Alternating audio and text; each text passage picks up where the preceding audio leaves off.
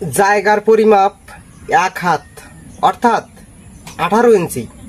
এখন এই 18 ইঞ্চি জায়গা এবং সেই জায়গাটা হচ্ছে ছায়া জায়গা, এবং কোনো সবজি উৎপাদন হয় না, সেখানে কোন সবজিটা লাগিয়ে আজকে আপনাদের সামনে দেখিয়ে দিতে পারছি যে এত ছোট জায়গায়, ছায়া জায়গায়, যেখানে সবজি উৎপাদন হয় না বললেই চলে, সেখানে কোন সবজিটা উৎপাদন হতে পারে।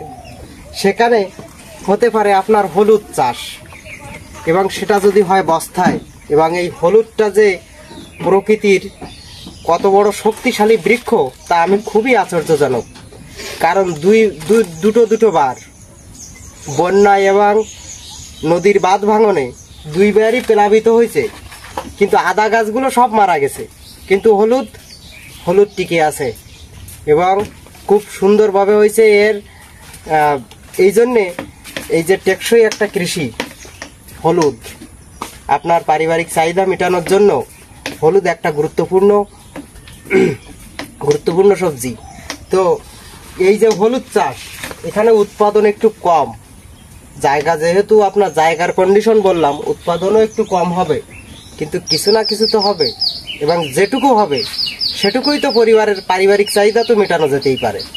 তাই ছোট চিন্তায়, ছোট পরিকল্পনায় যদি আপনি কোনো সবজি বা কৃষিতে আসার চেষ্টা করেন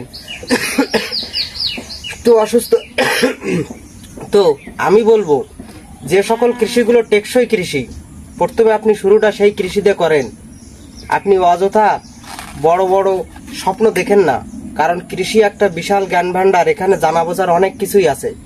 আপনি শুরুটা, আপনার পকেটে টাকা আছে, জায়গা আছে, আপনি শুরুটা অবশ্যই এমন কোনো ফসল লাভবান হওয়ার জন্য এমন কোনো ফসল বা এমন কোনো বিষয় নামবেন না যে বিষয়গুলো ঝুঁকি হওয়া এবং ক্ষতি হওয়ার সম্ভাবনা বেশি থাকবে।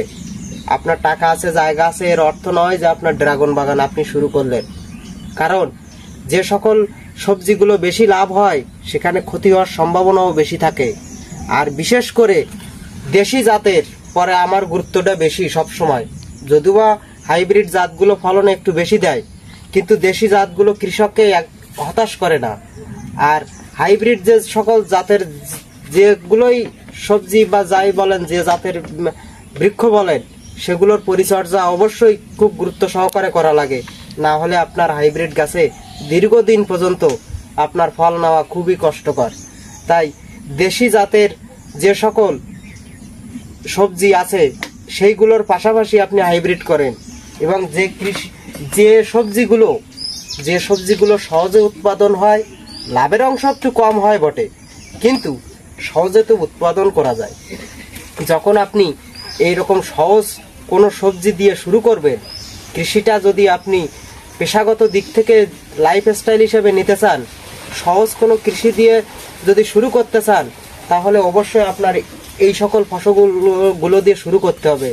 কারণ যখন আপনি যেখানে শ্রম দেবেন, অর্থ দেবেন, সেখান থেকে যদি আপনি কিছু পরিমাণ অর্থ এবং কিছু স্বপ্ন দেখার কিছু একটা পান, সেই জায়গা থেকে আপনি অনুপ্রেরিত হবেন, এবং ভবিষ্যতে আপনি স্বপ্ন দেখতে পারেন 5-10 বিঘা 1 লাখ 2 লাখ টাকার প্রজেক্ট নিয়ে আপনি কাজ করার সাহস বা মনোবল আপনার ভিতরে এসে যাবে।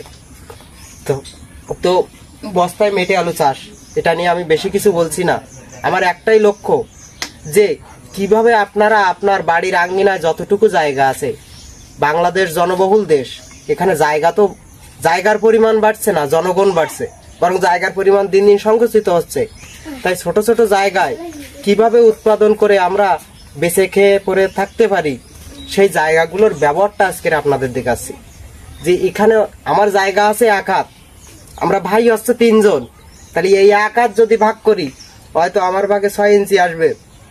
তো এই ইঞ্চিগুলোর ব্যবহারের কথা বলছি, যে বেঁচে তো থাকতেই হবে। তো কৃষিকাজ যখন বেছেই নিছি জীবনের, তখন কোনো না কোনো পদ্ধতিতে উৎপাদন করে কিভাবে তথ্য প্রযুক্তির যুগে কিভাবে সহজে সেইগুলো ব্যবহার করে উৎপাদন করা যায়, সেই বিষয় নিয়ে আপনাদের সামনে আজকের কথা বলার চেষ্টা করলাম। তো সকলকে ধন্যবাদ, এবং এই বস্তায় হলুদ চাষটা দিয়ে আপনার কৃষি লাইফটা অবশ্যই শুরু করতে পারেন, কারণ এখানে আপনার বাড়তি শ্রম, অর্থ কোনোটারই বেশি প্রয়োজন নেই, কিছু না কিছু উৎপাদন আপনার অবশ্যই হবে। সকলকে জানাই আমার অন্তরের অন্তঃস্থ থেকে ধন্যবাদ ও অভিনন্দন।